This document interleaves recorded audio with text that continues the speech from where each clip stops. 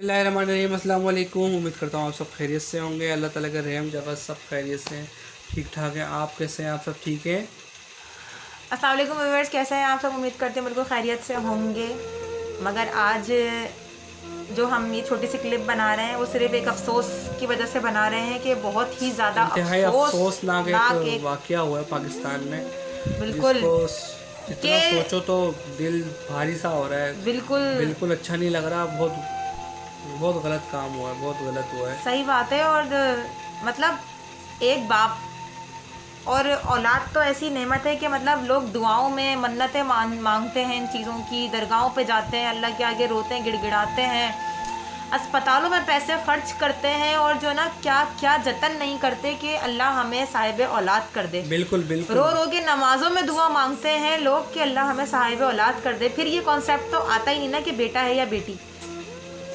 और अल्लाह ताला ने औरत ज़ात को इतना ज़्यादा फजीलत अता करी है और इतनी पाक बीवियाँ गुजरी हैं और इतना मतलब इस्लाम ने हमें इतना सेफ़ फील कराया है कि किसी मज़हब में इतना सेफ़ औरत को फील नहीं कराया गया जितना जो है सेफ़ हम मुसलमान मज़हब की औरतें रहती हैं और जिनको हमें हमारे जो हुकूक बताए गए हैं बहुत ही ज़्यादा सेफ़ हैं माशाल्लाह हम लोग।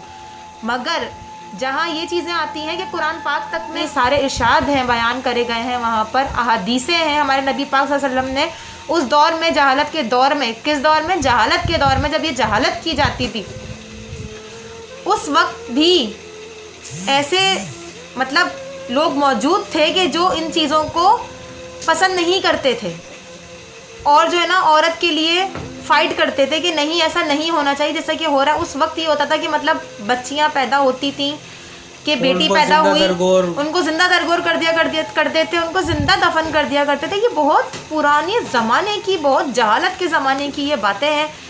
फिर हमारे नबी करीम सल्लल्लाहु अलैहि वसल्लम ने हमें एक मकाम दिया, हमें इस माशरे में इज़्ज़त दिलाई। उसके बाद ये कॉन्सेप्ट बहुत कम हो गया था, मगर कुछ सालों बाद मतलब काफ़ी टाइम बाद ये ऐसी एक जहालाना और वाहियात हरकत इस शख्स ने करी है कि जो है ना बस मैं कहती हूँ कि जो एक कातिल की सज़ा है वो तो कुछ भी नहीं है इसके लिए, कि बस अल्फाज नहीं है मेरे पास। कितनी मासूम सी बच्ची, 1 हफ्ते की बच्ची, 7 दिन की बच्ची, और उसकी माँ से भी जुदा उसको कर दिया, गोलियों से मार दिया उसको। समझ नहीं आ रहा, ना 1 ना 2, 5 फायर उस बच्ची पे कर दिया। हम तो ऐसे ही किसी चरिंद परिंद को मारने का सोचते हैं या एक ऐसी पत्थर भी उठा के किसी को मारने का सोचो तो दिल एकदम दहल जाता है। उसने अपनी ही औलाद, जो उसका अपना खून था, उसने उसको मार दिया। इतनी प्यारी बच्ची थी माशाल्लाह से, इतनी खूबसूरत, इतनी प्यारी बच्ची यार किसी बे औलाद को ही दे देते या यतीम खाने में दे देते अगर नहीं रखनी तो, मगर जान से ही मार दिया। ऐसा नहीं करना चाहिए था, ये अच्छा काम नहीं करा। हम अपने बच्चों को देखते हैं, हम अपने बच्चों से इतनी मोहब्बत करते हैं, फिर जहाँ ये चीज़ सोची जाए कि अल्लाह वहीं पर ही एक शख्स ने अपनी औलाद को मार दिया, तो हम तो मतलब समझे दांतों में उंगलियां दबाने वाली बात है ये बिल्कुल। कि उस वहशी इंसान ने ये काम कैसे कर दिया कि बेटा बेटी होना ना होना ये तो अल्लाह के हाथ में है। और कहते हैं कि अल्लाह ताला खुश होता है जिस औरत से या जिस घराने से, उस घर में रहमत पहली नाजिल होती है, और वो किसकी शक्ल में होती है? बेटी की शक्ल में होती है।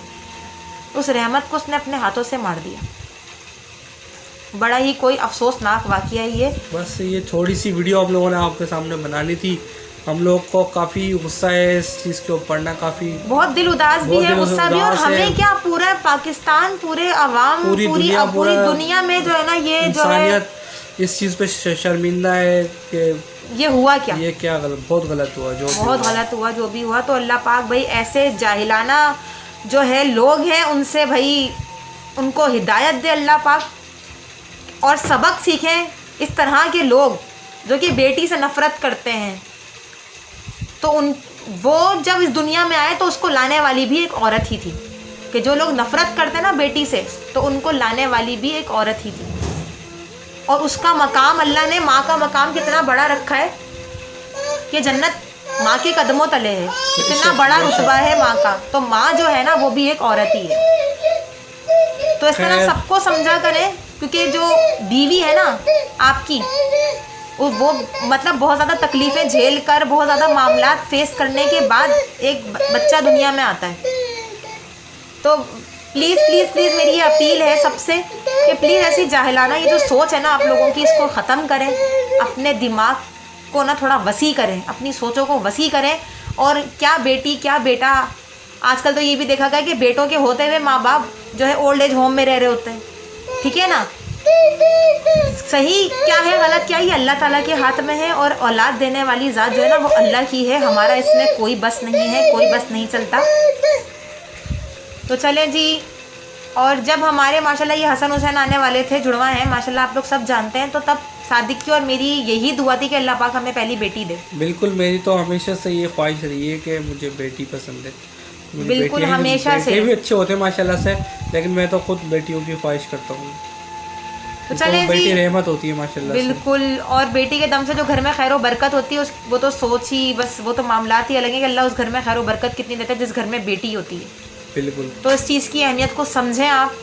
और जो है ना बराए बेटी बोझ नहीं है, बेटी बिल्कुल भी नहीं है बोझ, वो अपने नसीब का लाती है। हर शख्स हर इस दुनिया में जब आता है तो वो अपने नसीब का लाता है। तो ये है कि भाई अल्लाह पाक सबको हिदायत दे नेक। और जो लोग फ़र्क करते हैं बेटा बेटी में, इस फ़र्क को ख़त्म कीजिए, अपनी सोचों को वसी कीजिए और आगे बढ़िए। और जो है बस अल्लाह पाक उस आदमी को भी हिदायत दे और उनके घर वालों को सब्र दे, उसकी बच्ची की माँ को सब्र दे और उसको कड़ी से कड़ी सज़ा मिले। चलें जी, अल्लाह हाफिज़, फ़ी अमान अल्लाह। दुआ में याद रखिएगा।